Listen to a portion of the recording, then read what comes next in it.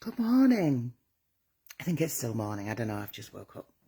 I hope you're okay. I wanted to jump on and quickly do a live chat brain dump because yesterday I posted about saying no, and particularly on Facebook, there's been a lot of conversation in the comments, and I think it's really important that we dig into this in a bit more detail, and I've got some thoughts around it. A couple of things that came up in the comments on Facebook, and I've talked about this over on Instagram as well. One of the things that came up a lot in the comments on Facebook was the post said, I'm paraphrasing, the post basically said in a nutshell, if people are suggesting things to you that don't sit right with you about interventions or approaches or things about your child that you just know are not true, push back, say no. If they're offering provisions that you don't feel aligned with or that you don't consent to, say no. And a couple of things came up in the comments a lot, and I knew this would happen, and I want to speak to it, right? Because it's really important for me. It's important that people who follow my page know where I'm at with this, because I have lived experience of saying no and getting pushback and getting blamed and getting threatened with fines and prosecutions and getting called a troublemaker, aggressive, being told that the reason my child is anxious is because I'm anxious, all of this bullshit that we get. So much so that when I wrote my book, I don't know if I mentioned I wrote a book, but when I wrote my book, I wrote a chapter about parental blame, because we have a system of parental blame in the UK especially, but like globally, when it comes to education.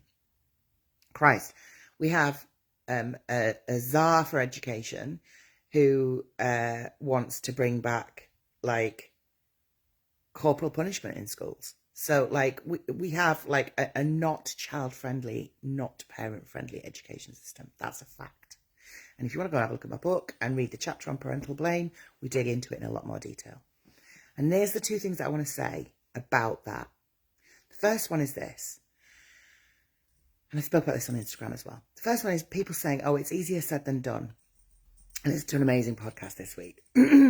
Great podcast called Do the Work, which is very straight talking. And I love it. And go and check it out. It's by a woman called Sabrina. But on that podcast this week, she said, when people say it's easier said than done, I'm always a bit like, well, yeah, of course. Like, it's one of those cliches that rolls off the tongue. Of course it's easier said than done. Like, literally, that's life.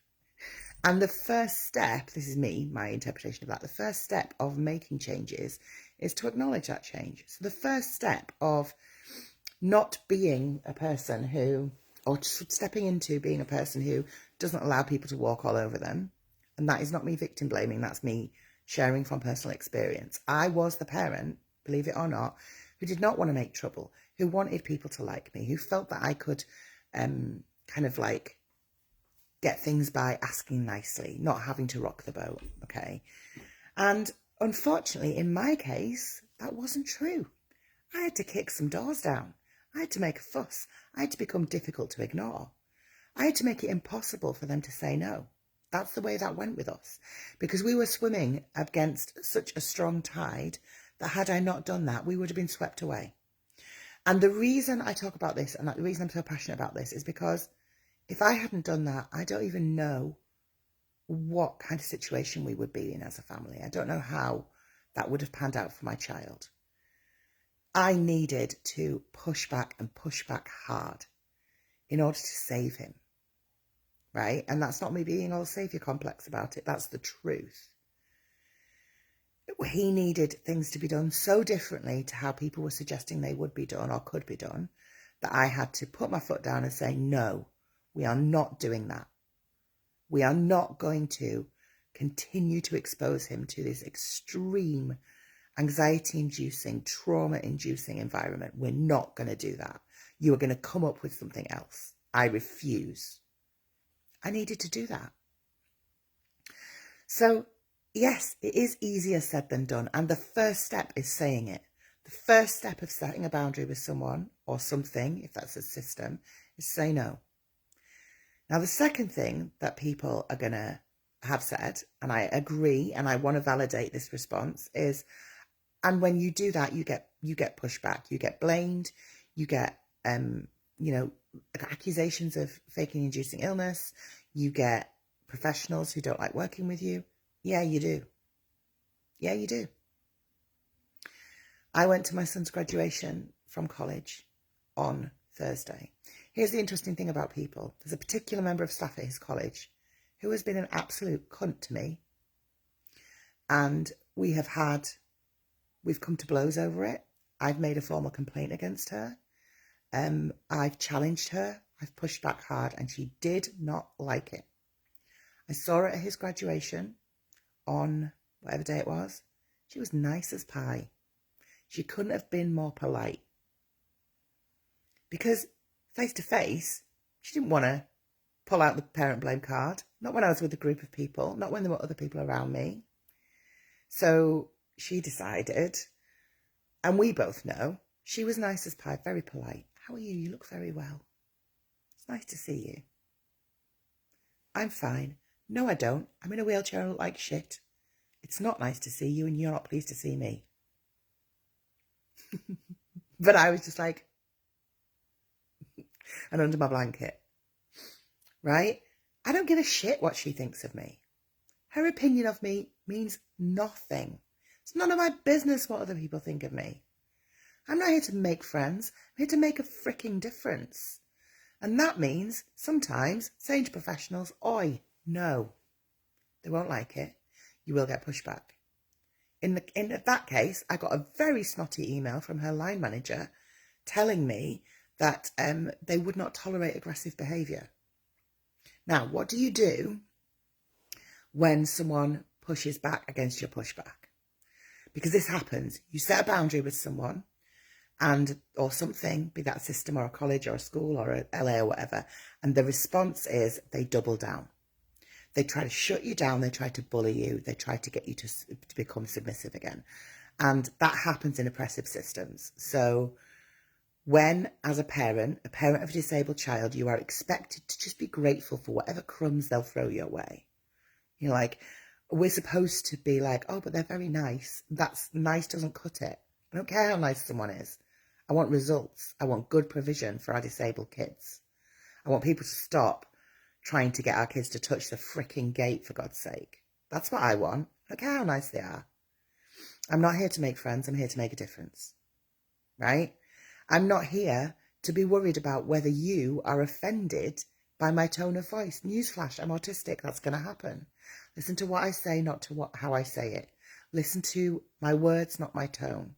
Don't penalise me for communicating effectively as a neurodivergent adult. Don't do that. And I begin meetings by saying that. I haven't always been able to do that. That's become a learned skill. Because I go into a room and I set an expectation. I'm a human being. I'm deserving of dignity and respect, and you will hear me. You might not like what you hear. You might not like me. I don't care. I'm here to advocate for this child. You will give this child what they are legally entitled to. You will show them respect and treat them with dignity. And if you don't, you'll have me to answer to. And that has come out of having to do that. Because being nice and friendly and polite will only get me so far. Now, other people might have more success with that. And it's not that I'm not diplomatic. I am diplomatic. And when required, my first action is always to be polite. But if that doesn't get me anywhere, gloves are off. Sit down and listen. Because I have also learned that sometimes you have to push back. It's why one of my best-selling webinars is called The Art of Complaining. Because it is a refined art and a skill. And you have to know, you have to be able to stay in the realms of, so that I can say to people, you might not like what I'm saying, but I'm right. You might not like the way I say it, but it's true. I'm not here for you to like it. I'm here to get stuff done. So that's the first thing to know about when you set a boundary with people. The people who benefit from you not having that boundary will push back. This is in every area of life. We do not have a consent-based culture. Certainly in education, we do not have a consent-based education system. This is the way we do things. This is the rules. This is how we are going to expect you to behave. You will do it this way. We will remind you what it feels like to be 8 years old and to feel like you're being told off by a teacher. And we'll do that to you, a parent, an adult, because that's how we maintain the status quo within our system. Well, newsflash, your system doesn't work for lots of our kids. And because of that, we're going to have to push back.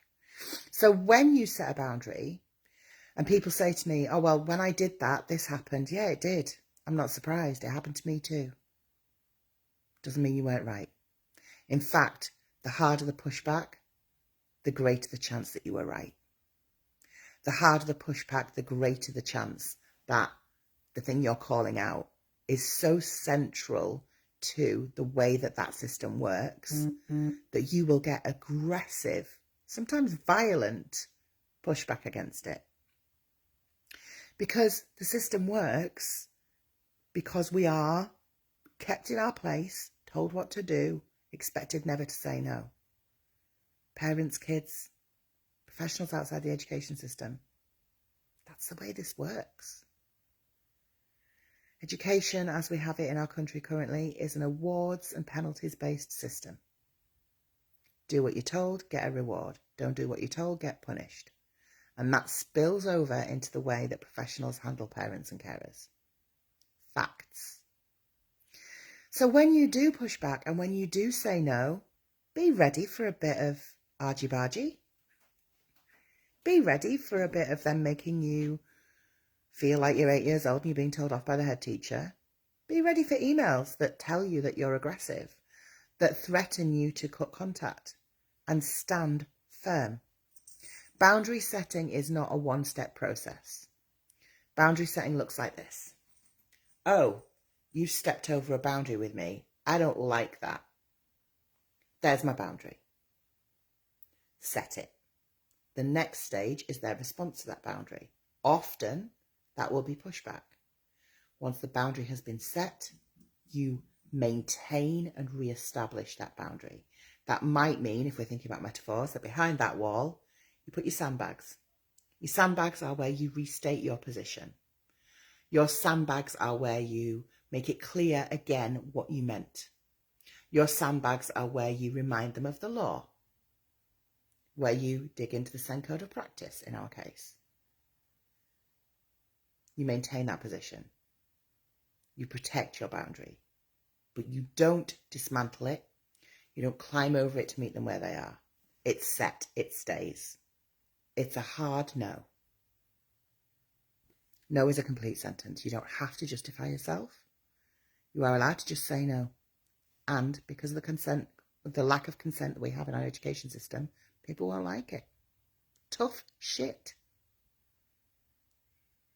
There are people within our education system who do have an approach to consent where they will be respectful. There are some incredible professionals working in our education system. There are some amazing support staff, some awesome Senkos, some brilliant teachers, some, I hate to say it, amazing head teachers. They don't seem to move around a lot. But there are some incredible people working in our education system. Find your allies. Find the people who will listen and hear your no and state your no. And when people won't, state it stronger and louder. It's really important that you get good support for yourself around this. It's really important that you have a good support structure around you. That might not be the support structure you have currently been relying on, because people who haven't experienced this won't know what that looks and feels like. The Panorama documentary that was on last week about the abuse that was in the Sen school in, I think, Merseyside, got tons of messages from people saying, oh my God, I can't believe what I've just watched. And people message me all the time saying, you'll never believe what happened. I will. I will. I do believe it. I'm not shocked. Horrified, disgusted, angry, yes. Shocked, surprised, no. Those of us who have experienced the hard edge of what it is to try to advocate for disabled children and young people in the education system, we're not surprised when shit like that goes down, because we know the truth. And the truth is, our education system is inherently peppered and powered by parental blame and ableism and compliance.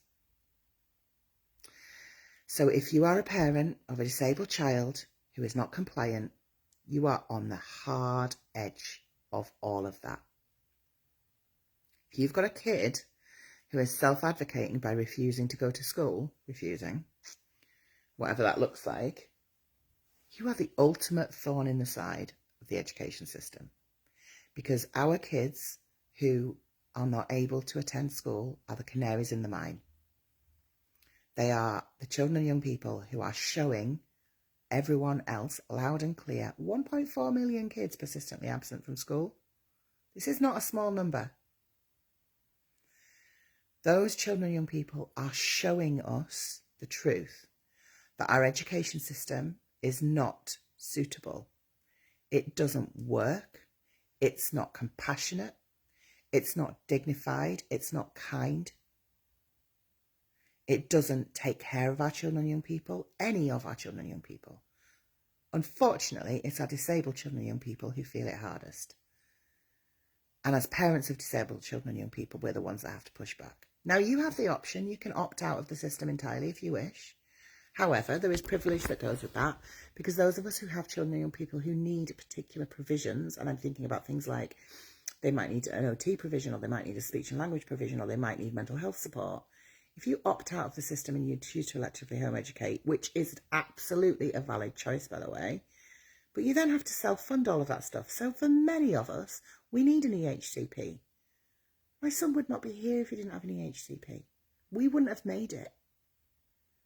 So, yes, you have the option to opt out, and there's privilege that goes with that, and it's a valid choice. And if you choose not to, if you choose to stay in the system, you are allowed to say no. Your child or young person is entitled to a suitable full-time education that meets their needs, that makes provision based on their identified needs and makes provision as accommodations for their disabilities. As a parent of a disabled child, you deserve respect and dignity from the professionals working from you. It's not okay that they speak to you like you're 8 years old. It's not okay that they bully you and attempt to maneuver you into submission. It's not okay. Here's the thing though, you're not 8 years old. You're an adult. You're allowed to say no. You're allowed to say no as many times as you need to. You're allowed to stay and set those boundaries. You're allowed to push back. You're allowed to be, do you know what? I'm not here to make friends. I'm here to make a difference. You can borrow that from me. I send you that with love. Works for me every time. When someone is giving me horse shit, I hear it in my head. I'm not here to make friends. I'm here to make a difference. I'm sending you all the love. I know this isn't easy. I'm not here to be like, suck it up, buttercup. It's hard. It's hard. Life is hard. Life when you're a parent of a disabled kid is doubly hard. Life when you're a disabled parent of a disabled kid is triply hard. It's hard. I'm really sorry. It sucks. And we're the generation of parents making a difference. We're changing the system from the inside out. We are getting under the skin of those decision makers who want us just to roll over and take it. We're making it hard for them in the same way that it's hard for us. Just going to read a couple of comments and I'll call it a day. Chantal says, I say the same, parents know their child best and we are not there to make friends. We have sometimes education, spread awareness, 100%. Oh, I can't scroll down. Oh, I can. Emily says, I hate being spoken to like they are our teacher, and don't get me started on them calling me mum. Right, I'm not your mum. If I was, you wouldn't be treating people like this. Right, I did yesterday. My son is 19. Are you mum? I'm his mum. Is that what you mean? Hello, mum. I'm not your mum. The only person who gets to call me mum is him. My name is Mrs. Please refer to me as such. You can push back in a small way. If you're not comfortable with the big no's, there are some small no's that you can practice with, and that's one of them. Yeah, Claire, there is a marked difference between aggressive and assertive, and some people don't know how to read that. We are not responsible for someone else's response to putting in our own boundaries in place. That's a them problem and not a you problem. Stand strong in your no. Yeah, 100%. So I'm sending you tons of love today. If my post yesterday got you thinking about stuff and you need some help with pushing back and saying no, come and find us in our Facebook community. There's a link in my bio. We also have a membership, a paid membership. It's £27 a month. It's called the Marble Run. And in the Marble Run, we host a fortnightly Get Shit Done session, which is a body doubling admin session. We also host a monthly Q&A. We host a monthly guest, although this month we're having 2 guest slots. We've got Dr. Joanne Reardon, who is a neurodivergent educational psychologist, coming and doing 2 sessions for us this month for the Marble Run.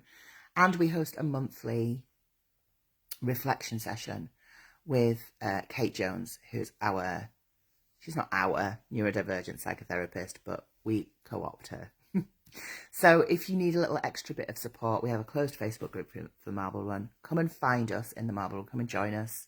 There are 250 members. There's tons of us. And we are a force to be reckoned with.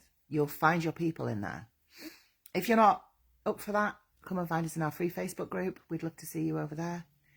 And there are other places you can find support.